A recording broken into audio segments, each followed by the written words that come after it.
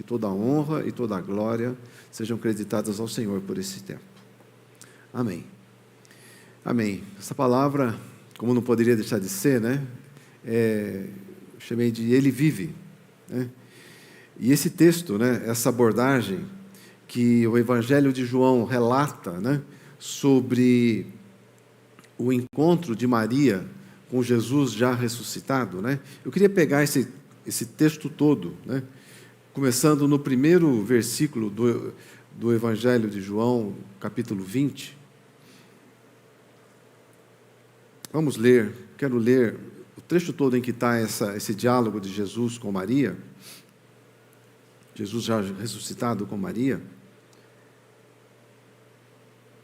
Vamos lá, no primeiro dia da semana, Maria Madalena foi ao sepulcro de madrugada, sendo ainda escuro, e viu que a pedra estava revolvida. Então correu e foi ter com Simão Pedro e com o outro discípulo, a quem Jesus amava, e disse-lhes: Tiraram do sepulcro do Senhor, e não sabemos onde o puseram. Saiu, pois, Pedro e o outro discípulo, e foram ao sepulcro. Ambos corriam juntos, mas o outro discípulo correu mais depressa do que Pedro, e chegou primeiro ao sepulcro, e, abaixando-se, viu os lençóis de linho, todavia não entrou. Então Simão Pedro, seguindo-o, chegou e entrou no sepulcro, e também viu os lençóis e o lenço que estivera sobre a cabeça de Jesus, e que não estava com os lençóis, mas deixado num lugar à parte. Então entrou também o outro discípulo, e que chegara primeiro ao sepulcro, e viu e creu, pois ainda não tinham compreendido a Escritura, que era necessário ressuscitar ele dentre os mortos. E voltaram os discípulos outra vez para casa. Maria, entretanto, permanecia junto à entrada do túmulo, chorando. Enquanto chorava, abaixou-se e olhou para dentro do túmulo, e viu 2 anjos vestidos de branco, sentados onde o corpo de Jesus fora posto, um à cabeceira e outro aos pés. Então eles lhe perguntaram: Mulher, por que choras? Ela lhes respondeu: Porque levaram o meu Senhor, e não sei onde o puseram. Tendo dito isso, voltou-se para trás e viu Jesus em pé, mas não reconheceu que era Jesus. Perguntou-lhe Jesus: Mulher, por que choras? A quem procuras? Ela, supondo ser ele o jardineiro, respondeu: Senhor, se tu o tiraste, dize-me onde o puseste, e eu o levarei. Disse-lhe Jesus: Maria. Ela, voltando-se, lhe disse em hebraico: Rabone, que quer dizer mestre. Recomendou-lhe Jesus: Não me detenhas, porque ainda não subi para o meu Pai, mas vai ter com os meus irmãos, e dize-lhes: Subo para o meu Pai e vosso Pai, para o meu Deus e vosso Deus. Então saiu Maria Madalena, anunciando aos discípulos: Vi o Senhor, e contava que ele lhe dissera estas coisas.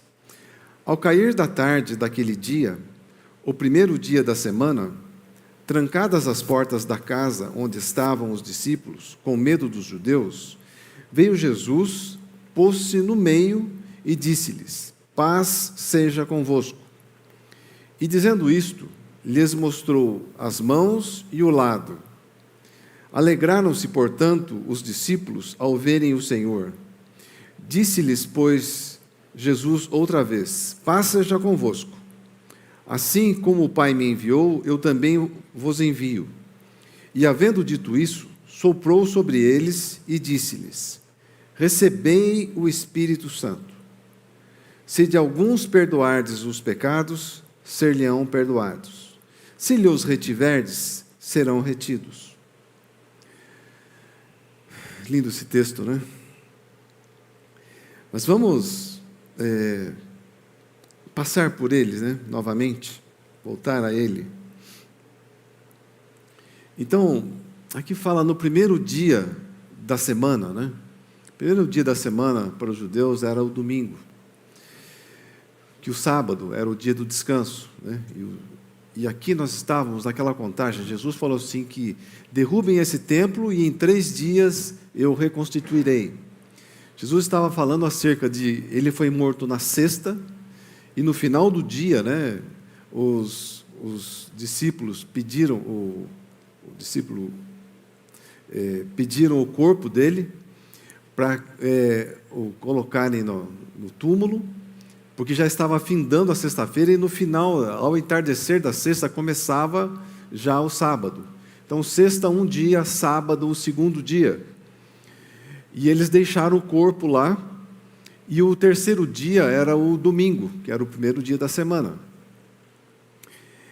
Então, Maria Madalena, tão logo, aqui relata que, sendo ainda de madrugada, né, ela foi ao sepulcro. O livro de Mateus relata que foram Maria Madalena e Maria, mãe de Tiago. O livro de Marcos fala que foi, além de Maria, mãe de Tiago, foi Salomé. Mas no Evangelho de João fala que foi Maria Madalena. Então ela foi, tão logo, não tinha nem amanhecido o dia, não tinha nem começado o domingo, ela calculou de chegar lá quando tivesse raiando o dia, né? Começando o terceiro dia.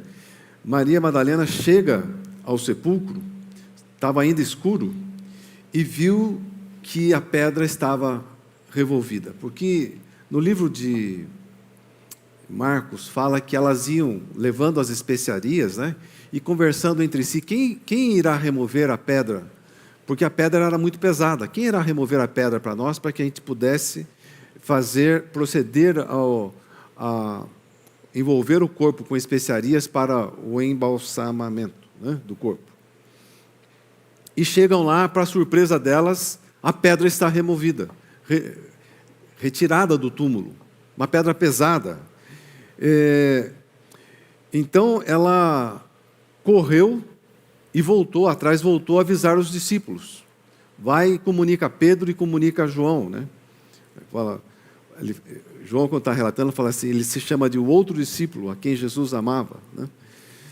E falou assim, tiraram do sepulcro o Senhor e não sabemos onde o puseram. Então Pedro e João, ouvindo isso, né, eles... Puxa, agora a gente precisa... A gente lê, a gente sabe esse relato, né? Mas imagine como transcorriam as coisas normalmente naquele tempo. Um corpo era enterrado, né? Se não tivesse na véspera do sábado, o corpo normalmente teria sido preparado já com as especiarias, né? Pronto já para o embalsamamento, e ninguém colocado no túmulo, e ninguém mais mexeria naquele corpo. Mas eles não conseguiram preparar o corpo. E isso era um trabalho que era deixado para as mulheres fazerem. Então, elas na sexta-feira o enterraram, e elas se prepararam para ir no domingo logo cedo, para fazer para levar as especiarias para envolver o corpo e preparar ele para o embalsamamento e fechar o túmulo novamente. Isso seria o normal. Quando chegam e encontram a pedra removida, nada dentro, ela achou estranho já a pedra estar removida, ela nem olhou para dentro, né? Volta e avisa os discípulos ouvindo isso, rápido, saem correndo. Opa, o que aconteceu? Não era para ter acontecido isso fugiu ao normal, e os dois saem correndo, e João, como era mais rápido, provavelmente mais novo que Pedro, corre mais do que Pedro, chega primeiro, e chegando primeiro, ele olha para dentro, ele não entra no túmulo, ele olha para dentro, vê que os lençóis estão sobre o local onde estava o corpo, e fica aguardando. Dali a pouco chega Pedro correndo, e Pedro chega e já entra no túmulo, e olha os lençóis, e vê que o lençol que estava sobre o corpo está num lugar, e o lenço que estava sobre a cabeça está em outro lugar. Eles olham aquela cena e concluem que aquele que estava vestido com esses lençóis, né, com o lençol e com a toalha sobre a cabeça, ele se despiu deles. Ele pôs um lençol de um lado e o lenço do outro lado. E eles, olhando aquela cena, né, concluem que, começam a lembrar do que Jesus havia dito, né, acerca de que ele ressuscitaria, e eles concluem, né, se apegam à palavra, vem aqueles elementos da cena que estavam vendo ali dentro do túmulo, e concluem e creem. Olha, ele ressuscitou. Eles chegam a essa conclusão lembrando do que Jesus havia falado. Conversam com ele, ressuscitou. Ele não está aqui, ele ressuscitou. Mas eu imagino, né? Eles comentam isso, a Maria Madalena ouve eles falando que ele tinha ressuscitado, eles comentando sobre isso, né? E eles voltam para os discípulos. E imagino que quando voltavam, iam comentando, procurando lembrar de todas as evidências que Jesus havia dado do que isso aconteceria. E eles vão se lembrando e comentando, né? E chegam lá e conversam com os outros discípulos. Mas imagino que eles pensavam algo assim: ele ressuscitou e voltou para o céu, né? Ele tomou alguma forma espiritual, voltou a ser espírito. Deduzo, né? Aqui não está escrito, mas deduzo que esse era o entendimento dele. A gente pode deduzir isso pelo desenrolar do texto. Mas o texto segue falando um pouco. Eles voltam aos discípulos e estão lá conversando, né? Ele ressuscitou, ele falou que ia acontecer isso, e aconteceu mesmo, ele não está lá, ele só pode ter ressuscitado, né? Mas o texto começa a relatar o que aconteceu com Maria Madalena. E deixa eu pegar aqui, só um minuto. Os discípulos voltaram outra vez para casa. Maria, entretanto, permanecia junto à entrada do túmulo. Mas Maria ouviu eles falando assim: olha, eles ressuscitaram. Ele ressuscitou, né, na verdade. Ele ressuscitou, mas ela ouviu aquilo e não conseguiu conectar com o que Jesus havia falado antes. Ela continua apegada a: o meu mestre morreu, eu estou aqui para embalsamar o seu corpo, e eu não sei aonde está o seu corpo, alguém o tomou. É interessante, nós vemos essas duas, o texto nos chama, né, porque implícito no texto está assim que os discípulos, eles conseguiram crer na situação, porque lembraram do que Jesus havia dito, e pelas evidências que viram, eles conseguiram crer. Isso fala de uma fé mais madura, né? De uma fé mais amadurecida, que confia na palavra e com poucas evidências consegue dar passos, né? Seguir adiante. Ela não. Talvez a fé dela não fosse tão amadurecida assim, ela fica paralisada, né? Esperando pelo corpo. Cadê o corpo do meu mestre? Eu quero servi-lo. E ela, com toda a dedicação, com todo o carinho, com todo o empenho, né, permanece ali, né? E aqui fala que permanecia junto à entrada do túmulo chorando. Isso fala da intensidade da devoção dela, da sinceridade do seu coração. E enquanto chorava, ela abaixou-se, olhou para dentro do túmulo e viu 2 anjos que não estavam lá quando os discípulos entraram. 2 anjos vestidos de branco, sentados onde o corpo de Jesus fora posto, um à cabeceira, outro aos pés. E os anjos conversam com ela. mulher, por que choras? Sabe, o precioso da revelação desse texto é que o Senhor nos estimula a confiar na palavra dEle. Mas Ele não abandona aqueles que têm um coração sincero e que têm dificuldade de se apegar ao que está na palavra. Pessoas que têm uma fé mais concreta, né? Que precisam tocar, que precisam ver sinais, que precisam ver realizações para que confiem, para que creiam.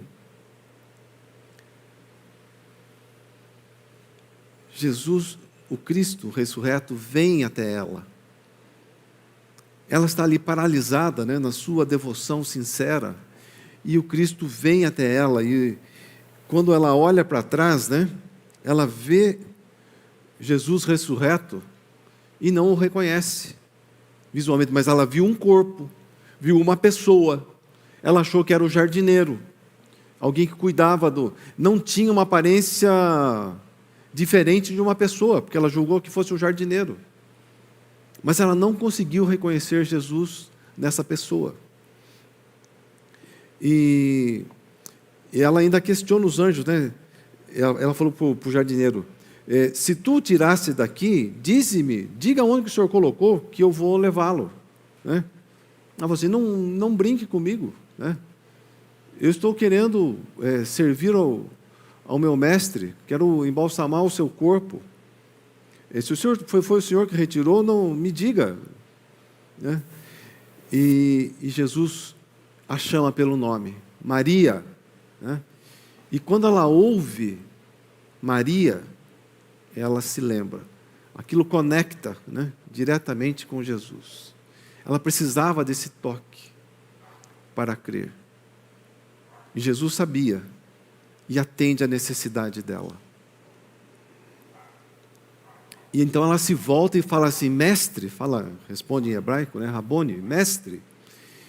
E quando ela reconhece que é ele, né, ela se atira aos seus pés, eu imagino isso, porque aqui não relata, né, mas se atira aos seus pés, e imagina que tudo voltou a ser como antes, voltou o relacionamento, voltou o contato, né, o mestre está aqui, aquele ensino, aquele caminhar junto vai continuar, né, e ela se apega a ele e ele fala assim, não me retenha, não me detenha.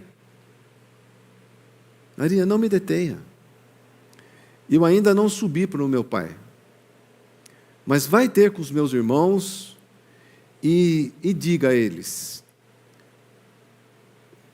subo para o meu pai e vosso pai, para o meu Deus e vosso Deus. Jesus agora revela, ela recebe a primeira revelação da concretização do sacrifício de Jesus, né? Jesus nos inclui na sua família. Subo para o meu Pai e vosso Pai. Esse é um dos sentidos do sacrifício de Jesus para mim e para você. Nós somos incluídos na família de Deus. Jesus, que era um unigênito, através do seu sacrifício, se torna o primogênito, o primeiro de muitos irmãos. E isso, né? Que fizemos para isso? Nada, confiamos que Ele fez esse sacrifício por nós. É o nosso depositar credibilidade nesse sacrifício dele é que nos torna incluídos na família do Pai. Então, veja como Deus nos restaura. Restaura a mim e restaura a você. Não importa qual tenha sido o seu passado, o Senhor o inclui na sua família. Ele perdoa todo o nosso passado, não importa o quão terrível tenha sido, quão terríveis tenham sido as marcas que tenhamos no nosso passado. Por nossa culpa, ou por omissão, ou sem culpa alguma, né? Coisas que aconteceram conosco estão perdoadas. Deus diz que dos nossos pecados Ele não se lembra mais. Ele nos inclui na sua família. somos incluídos, né? E ele fala, então a Maria Madalena saiu e anunciou, e foi correndo, né, a anunciar aos discípulos.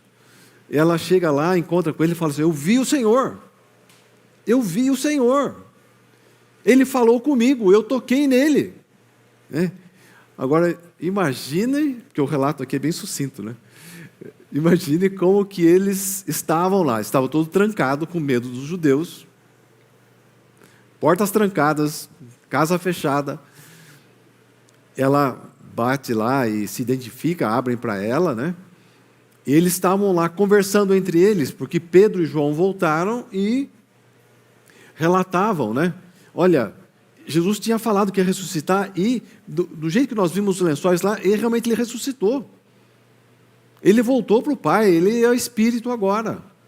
E daí chega Maria Madalena e fala assim: olha, eu o vi em pessoa.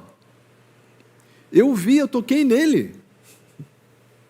Imagina os discípulos, assim, uma parte acreditava nela, outra parte desconfiava.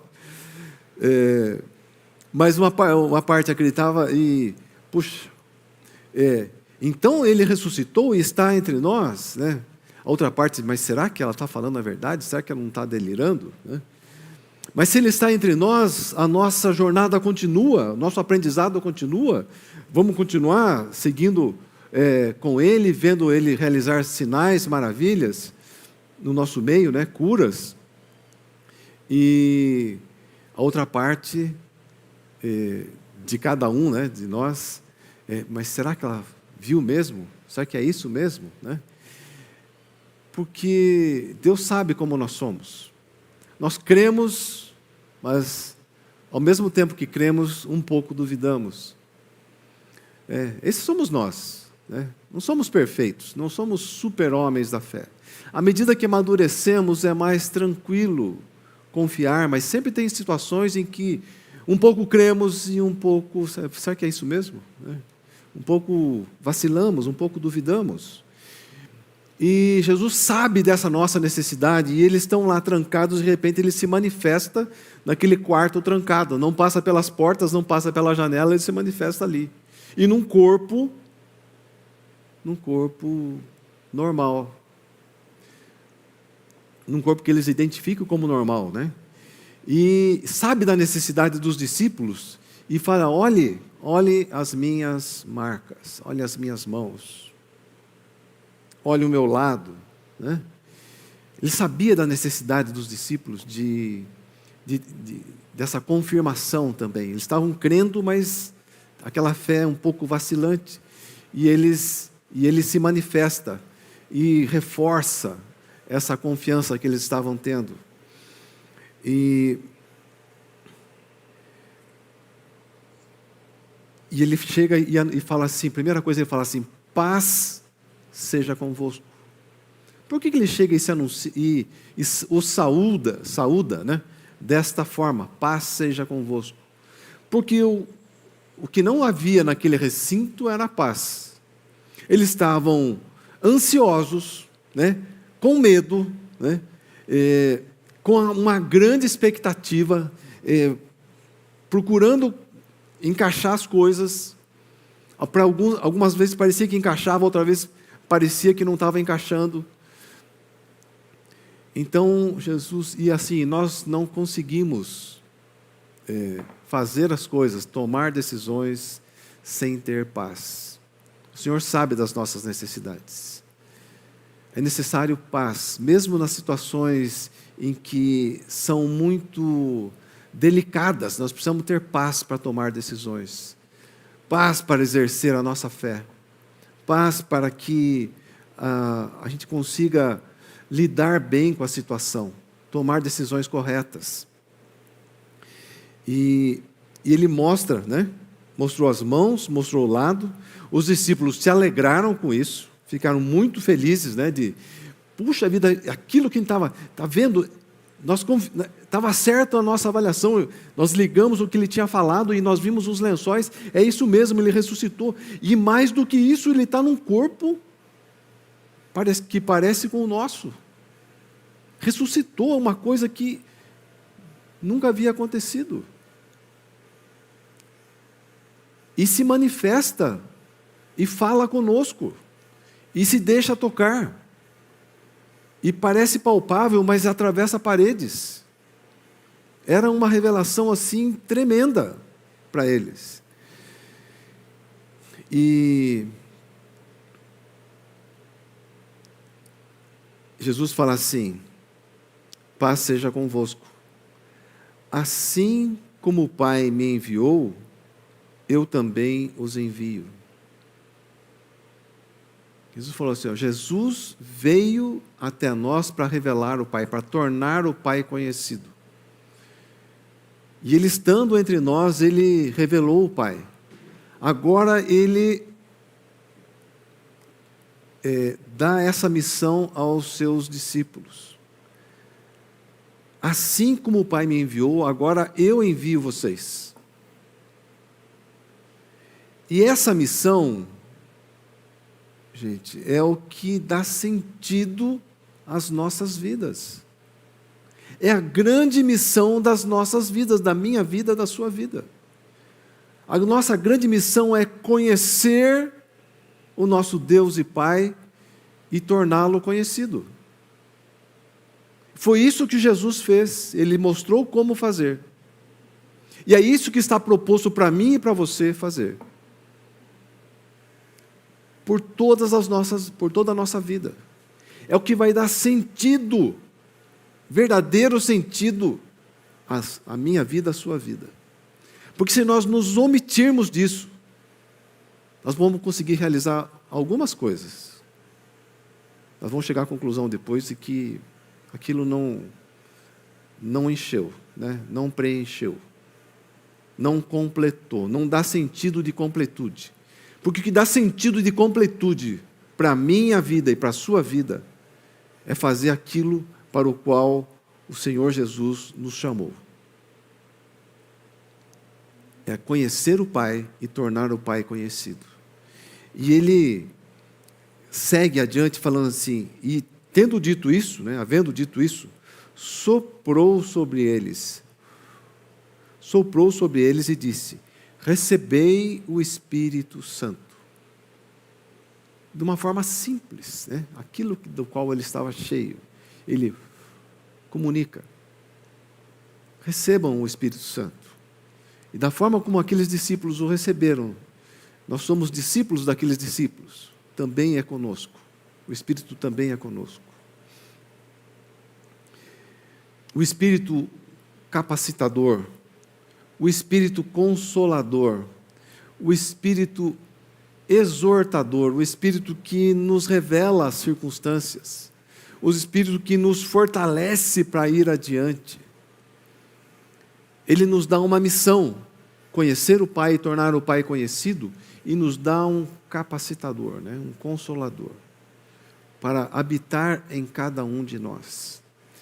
E o Espírito vai fazer isso, é Ele quem fará através das nossas vidas. Não somos nós, a nossa força, a nossa capacidade, o nosso conhecimento, no nosso grande capacidade de argumentação, não é isso. É o Espírito, através de nós, através das nossas vidas, através de como vivemos, de como nos importamos com as pessoas, de como estamos disponíveis a elas. E Ele dá um poder tremendo, né? Fala assim, se de alguns perdoardes os pecados, ser-lhe-ão perdoados. Olha que poder. Se lhe os retiverdes, se você retiver os pecados dele, serão retidos. Que poder, hein? Mas não é um poder para ser usado em nosso benefício.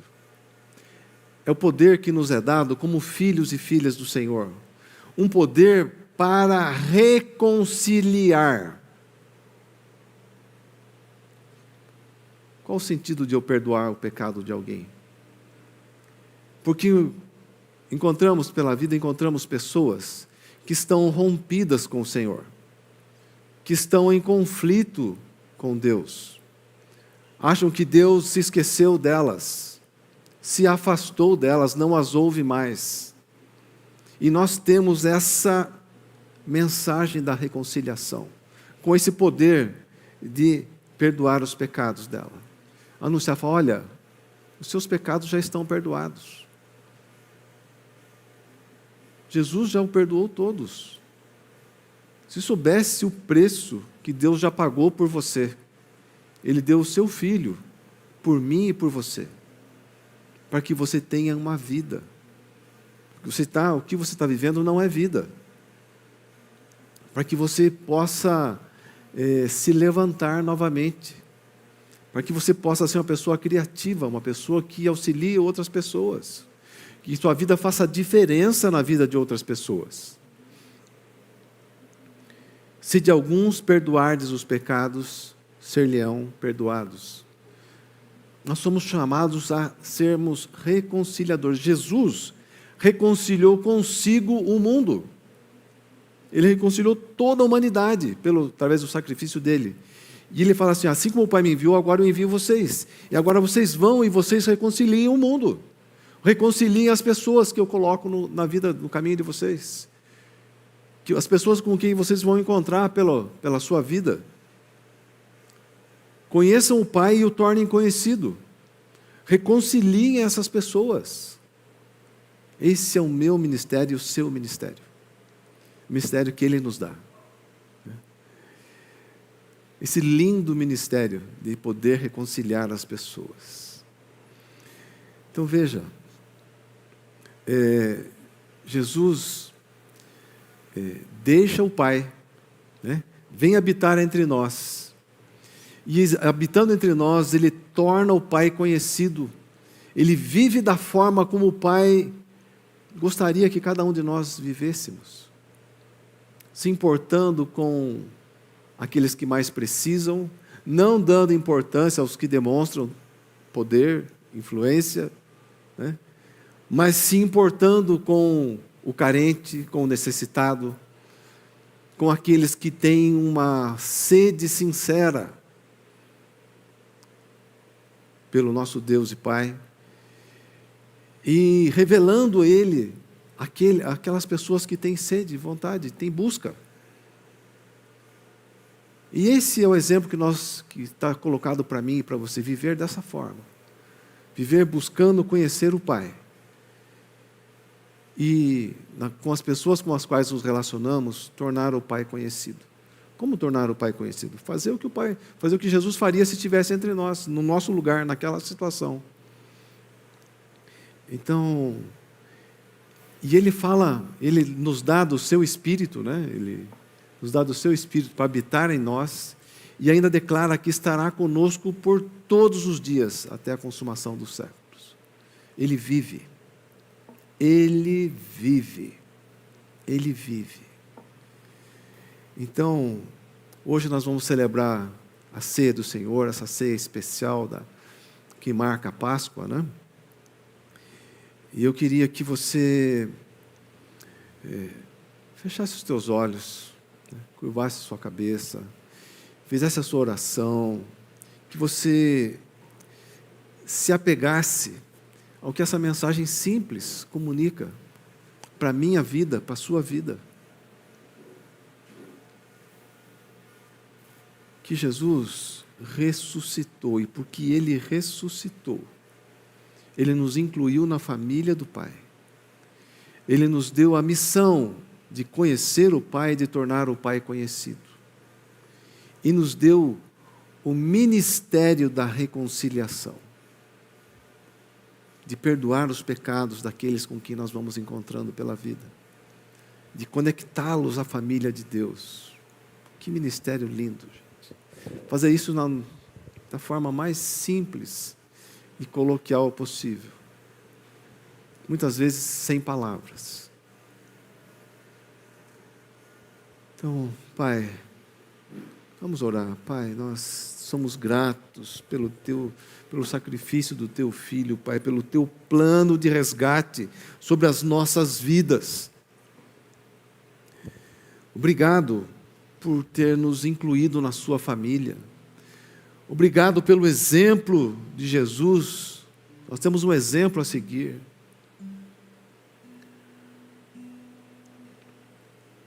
Obrigado por essa segurança de fazer parte da tua família, Pai. De termos a tua herança, de termos acesso a tudo que é teu. Obrigado por essa missão de vida, de te conhecer e de te tornar conhecido. Obrigado por esse ministério de reconciliar as pessoas. Pai, que o Teu Espírito continue trabalhando essas verdades dentro de cada um de nós, tirando-nos do engano, Senhor, de buscar eternamente conhecimento, porque essa é uma busca que não acaba nunca. Nós conhecemos e tornamos conhecido o que já conhecemos. E à medida que tornamos conhecido, mais o Senhor se revela. Ficar eternamente buscando conhecimento nos afasta das pessoas. Ajuda-nos, Senhor, a termos uma vida simples, mas uma vida plena dentro dos Teus propósitos, Senhor. De Te revelar e de reconciliar as pessoas. Que o Senhor seja engrandecido nas nossas vidas, Senhor. Esse é o nosso clamor. Que o Senhor seja engrandecido nas nossas vidas. Que o Teu propósito prevaleça sobre as vidas de cada um de nós. Todos que são presentes agora ouvindo, todos que vão ter contato com esse material algum tempo depois. Que o Senhor prevaleça sobre as nossas vidas. Que nós sejamos libertos do engano de ficar buscando muitos objetivos, que no final não vão nos satisfazer. Que o que vai nos satisfazer é viver o que o Senhor propôs para nós. Te conhecer, te tornar conhecido. E libertar as pessoas, reconciliar as pessoas. Obrigado, Pai. Obrigado por esse tempo. Vamos tomar agora a ceia do Senhor. Prepare-se para ela.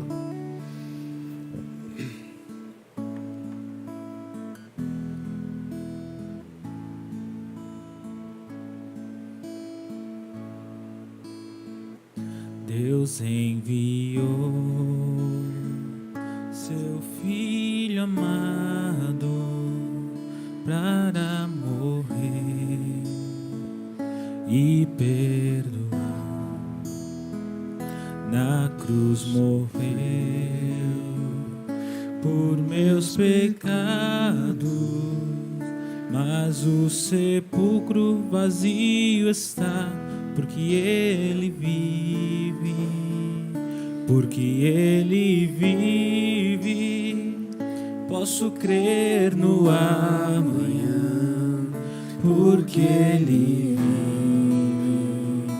Temor não há, mas eu bem sei, eu sei que a minha vida está nas mãos do meu Jesus, que vivo está.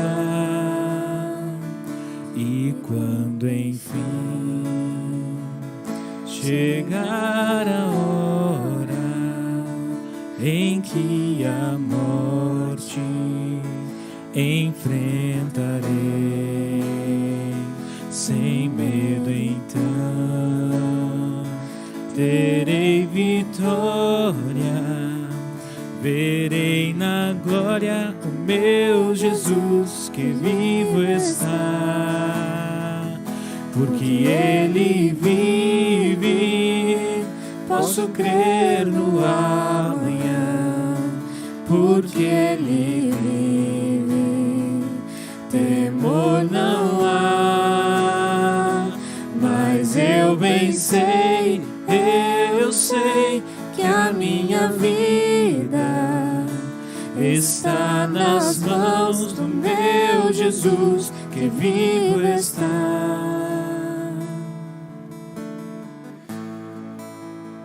Amém. apóstolo Paulo nos fala assim: o que eu recebi do Senhor, o que também vos ensinei, que o Senhor Jesus, na noite em que foi traído, tomou o pão e, tendo dado graças, o partiu e disse: tomai, comei, isto é o meu corpo, que é partido por vós. Fazei isto em memória de mim. Semelhantemente, também, depois de cear, tomou o cálice, dizendo: este cálice é o novo testamento no meu sangue. Fazei isso todas as vezes que o beberdes, em memória de mim. Porque todas as vezes que comerdes esse pão e beberdes esse cálice, anunciais a morte do Senhor até que Ele venha. Então, você que preparou os elementos na sua casa, tome agora com a sua família, quarta, nós vamos tomar aqui, cada um com o seu,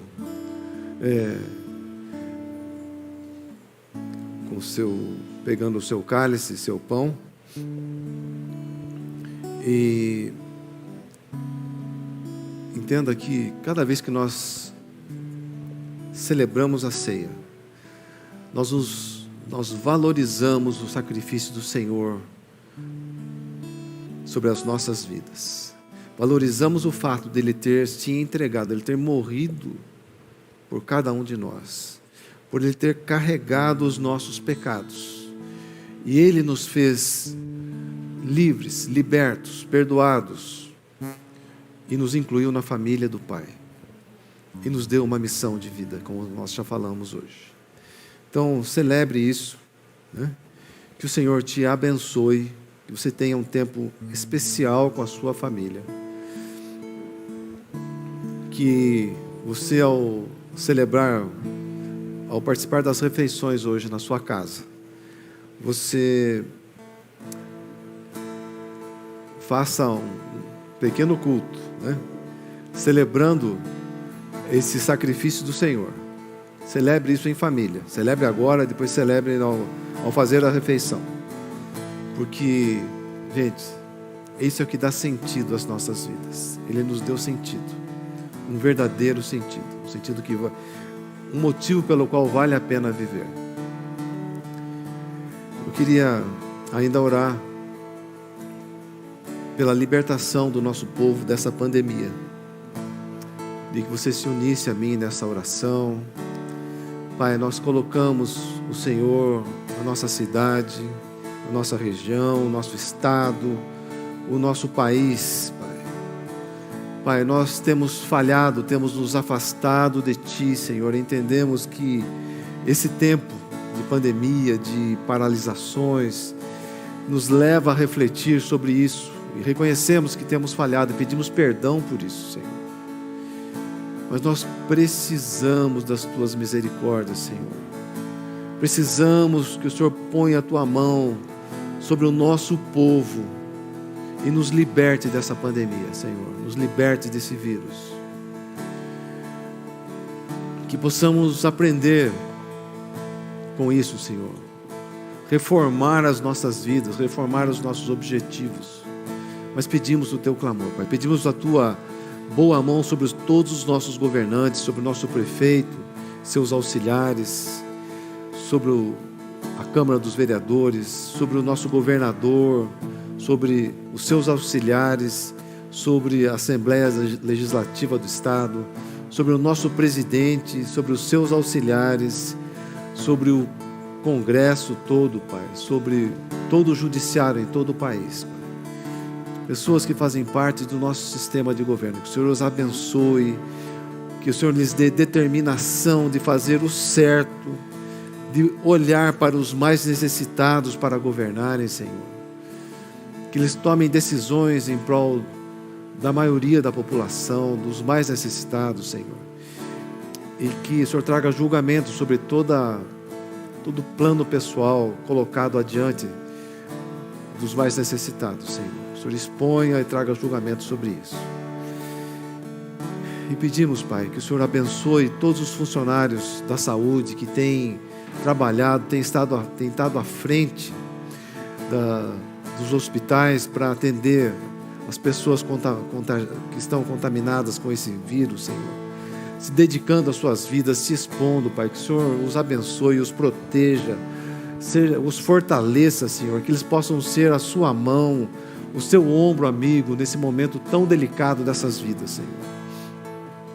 E abençoamos também esses funcionários que trabalham em todas essas funções que fazem parte do nosso dia a dia, que nos atendem, Pai, os funcionários dos postos de gasolina, da polícia, os lixeiros, dos supermercados, Senhor, de todo o comércio que atende às nossas necessidades cotidianas, Senhor. Que o Senhor nos abençoe. Obrigado por esse tempo, Senhor. Obrigado que o Senhor seja engrandecido sobre as nossas vidas. Nós contamos com as Tuas misericórdias, Senhor. Em nome do Senhor Jesus. Amém. Amém. Que o Senhor te dê uma boa semana, né? Que seu tempo em família hoje seja um tempo muito especial. Que seja um tempo de reconciliação, de restauração, de renovação, né? Renovação de objetivos. E que a graça do Senhor Jesus, que o amor de Deus e a comunhão do Espírito Santo seja com cada um de vocês. O Senhor te abençoe. Amém.